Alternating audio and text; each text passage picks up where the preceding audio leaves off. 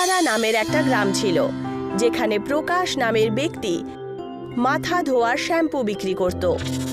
প্রকাশ রিঠার চূর্ণকে আমলার সাথে মিশিয়ে নিজের হাত দিয়ে শ্যাম্পু বানিয়ে বিক্রি করত। আরে দাদা, মনে হয় তোমার শ্যাম্পু কোনো কাজের নয়।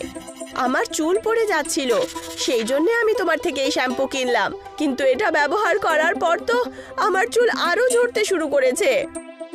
আরে একটু আস্তে আস্তে কাজ করে, যেটা পুরোপুরি আয়ুর্বেদিক কিন্তু। হ্যাঁ, আর আয়ুর্বেদিক বস্তুগুলো তো আস্তে আস্তে কাজ করে বটে, আর মাঝে মাঝে কখনো কোনো ক্ষতি কিন্তু করে না, মনে রেখো।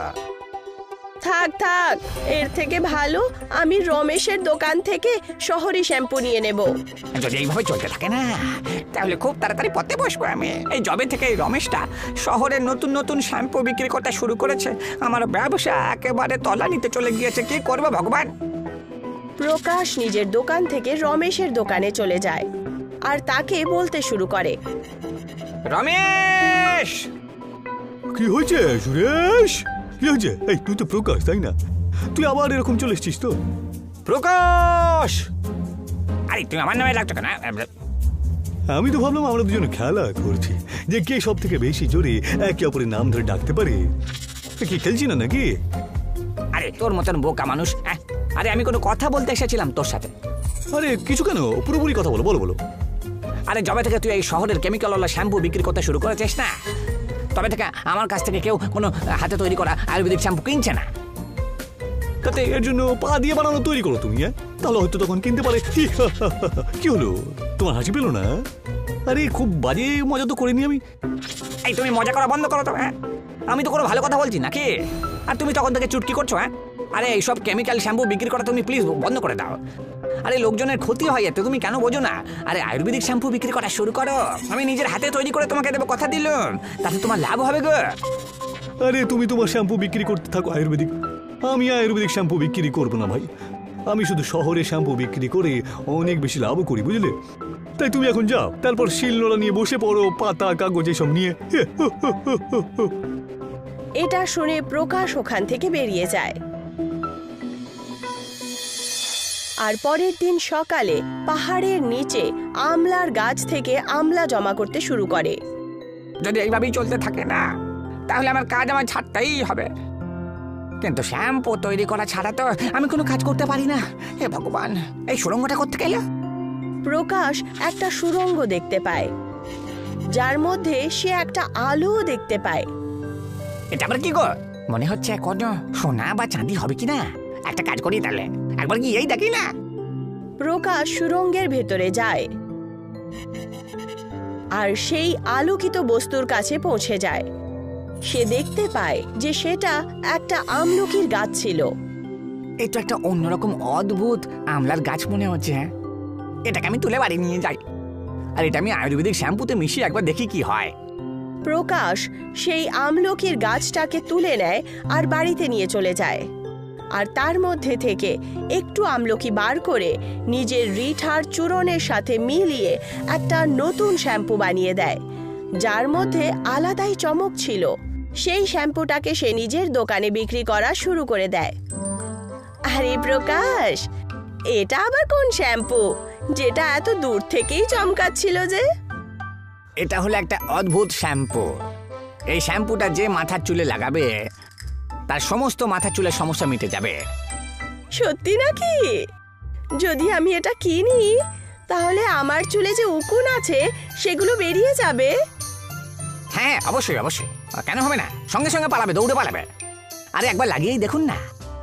তাহলে দাও, একটা ব্যাগে আমাকেও এই শ্যাম্পুটা দাও। প্রকাশ সেই মহিলাকে শ্যাম্পু ব্যাগে ভরে দিয়ে দেয়, আর সেই মহিলা শ্যাম্পু নিয়ে গিয়ে নিজের চুলে লাগিয়ে নেয়।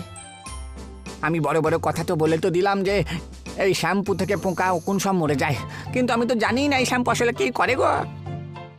ততক্ষণে সেই মহিলা গ্রাহক প্রকাশের দোকানে পৌঁছে যায়, আর তার চুল লাল রঙের হয়ে গিয়েছিল। ওরে বাবা রে বাবা, এই বউটার চুল তো দেখছি লাল হয়ে গেছে। আজ আমার রক্ষে নেই গো। প্রকাশ, আমায় ক্ষমা করে দাও। তোমার অনেক অনেক ধন্যবাদ। এই শ্যাম্পুটা তো খুবই চমৎকারী। আমি এটা মাথায় লাগালাম, তখন সে আমার চুলের সমস্ত উকুন মেরে ফেললো। আর দেখো, আমি ভাবলাম যদি আমার চুল লাল হতো তাহলে আমাকে কত সুন্দর দেখাতো, আর আমার চুল হঠাৎ করে লাল হয়ে গেল। এটা তো একদম জাদুই শ্যাম্পু গো।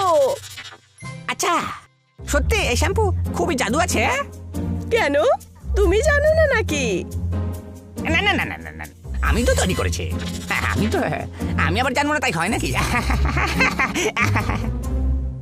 আচ্ছা বলো, আমাকে কেমন লাগছে এরকম চুলে? তোমাকে তোমাকে দেখতে খুব সুন্দর লাগছে। অন্য মহিলাকে এরকম নজরে দেখতে তোমার লজ্জা হলো না? কিন্তু তুমি তো... আচ্ছা ছাড়ো, আমাকে আরো শ্যাম্পু দিয়ে দাও। আমি আমার বরের চুলও লাল রঙের করতে চাই।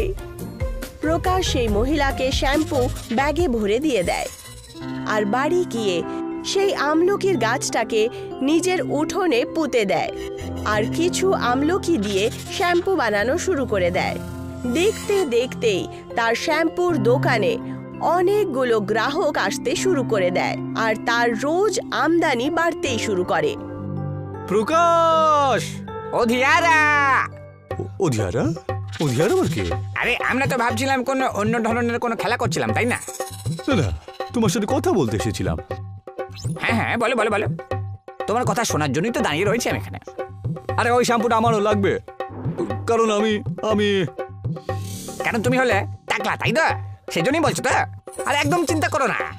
আরে আমি তোমার জন্য স্পেশালি একটা বিখ্যাত শ্যাম্পু বের করে রেখেছি। আচ্ছা, সত্যি? কিন্তু ওর জন্য তোমাকে দ্বিগুণ দাম দিতে হবে বলে রাখলো। হ্যাঁ, কারণ যতদিন তুমি ওই কেমিক্যালওয়ালা শ্যাম্পু বিক্রি করছিলে না, আমার অনেক ব্যবসায় ক্ষতি হয়েছে, কিন্তু তাই তোমাকে দিতেই হবে। আর আমার কথা শুনলে পরে তুমি তোমার শ্যাম্পু বিক্রি করা ছেড়ে দাও আর অন্য কোনো ব্যবসা করা শুরু করে দাও। তা তুমি ঠিক কথাই বলেছো। আমিও তো এটাই ভাবছিলাম যে আমি শ্যাম্পু বিক্রি করা ছেড়ে দেবো আর শহরে সাবান বিক্রি করা ছেড়ে দেবো। ঠিক আছে প্রকাশ, তোমার কথাতে আমি একেবারে রাজি রয়েছি। দাও, আমাকে শ্যাম্পু দিয়ে দাও। প্রকাশ রমেশকে শ্যাম্পু বিক্রি করে দেয় আর ভাবতে শুরু করে যে তাকে শ্যাম্পুর সাথে সাথে সাবানও বিক্রি করা শুরু করে দেওয়া উচিত। আমি যদি এই জাদু আমলাটাকে সাবানের মধ্যে দিয়ে বিক্রি করতে পারি তাহলে মনে হয় আমি আরো লাভ করবো। আর আমি ওই সাবানটাকে দ্বিগুণ দামে বিক্রি করব আর অনেক পয়সা রোজগার করবো গো।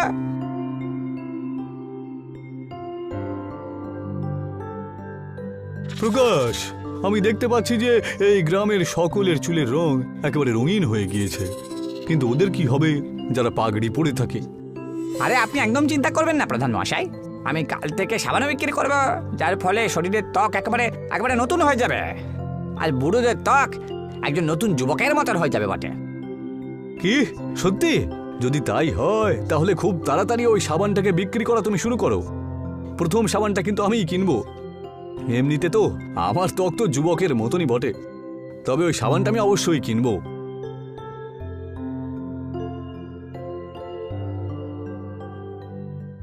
আজকে এই সমস্ত আমলা দিয়ে আমি সাবান তৈরি করে দেব আর সারা গ্রামে বিক্রি করে দেব। আর ওগুলো বিক্রি করে আমি এত পয়সা রোজগার করে নেব যে সারা জীবন ঘরে বসে বসেই রোজগার করতে পারবো। প্রকাশ সমস্ত আমলকি দিয়ে সাবান বানিয়ে নেয় আর পরের দিন গ্রামে বিক্রি করা শুরু করে দেয় আর সেই মহিলা গ্রাহক ওখানে আবার চলে আসে। আরে এ কি প্রকাশ, তুমি সাবান বিক্রি করাও শুরু করে দিয়েছো? এই সাবানও জাদুই নাকি? হ্যাঁ হ্যাঁ, এই সাবানটাও জাদুর বটে। এই সাবান মাখলে পরে ত্বক এত ভালো হয়ে যায় যে দেখে মনে হবে যেন কোনো বাচ্চার ত্বক বটে। দাও তাহলে, সব আমাকে দিয়ে দাও, যতই দামি হোক না কেন আমি এগুলো কিনে নেব। গ্রামের সমস্ত লোকেরা প্রকাশের কাছ থেকে সাবান কিনে নেয়। একদিনের মধ্যেই তার বানানো সমস্ত সাবান বিক্রি হয়ে যায়। পরের দিন সকাল হয় আর প্রধান প্রকাশের দোকানে আসেন। আরে এই প্রধান আমার কাছে কেন চলে এলো? আর ওনার শরীরের উপরে এত চুল থেকে চলে এলো?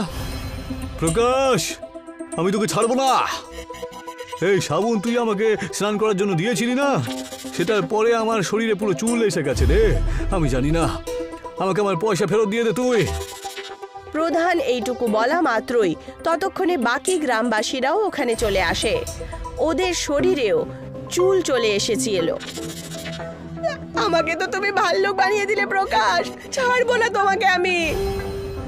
এখন লোকেরা আমার ব্যাপারে কি কি বলবে? এইসব তোমার ভুলের জন্য হয়েছে প্রকাশ। তুমি আমাদের সবার থেকে দ্বিগুণ টাকা নিয়েছিলে এই সাবানের জন্য। আমাদের টাকা ফেরত দাও। হ্যাঁ, পয়সা ফেরত দাও আগে, না হলে তোমাকে এই সাবুন দিয়ে স্নান করিয়ে দেবো। হ্যাঁ হ্যাঁ, এক্ষুনি পয়সা ফেরত দাও তুমি, নাহলে তোমাকে এই সাবান দিয়ে স্নান করিয়ে দেবো। আচ্ছা আচ্ছা, দিচ্ছি দিচ্ছি, হ্যাঁ আমি সব পয়সা ফেরত দিয়ে দিচ্ছি গো, এখনই দিচ্ছি। প্রকাশ সমস্ত গ্রামবাসীদেরকে পয়সা ফেরত দিয়ে দেয়, আর তার কাছে কোনো আমলকি বেঁচেই থাকে না, না শ্যাম্পু বানানোর জন্য আর না সাবান বানানোর জন্য।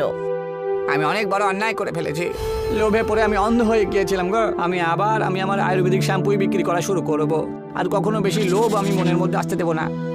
তো দেখলেন বন্ধুরা, লোভ খুব বাজে জিনিস। লোভ দিয়ে মানুষের বুদ্ধি ভ্রষ্ট হয়ে যায়, আর অবশেষে তাকে পচতাতেই হয়।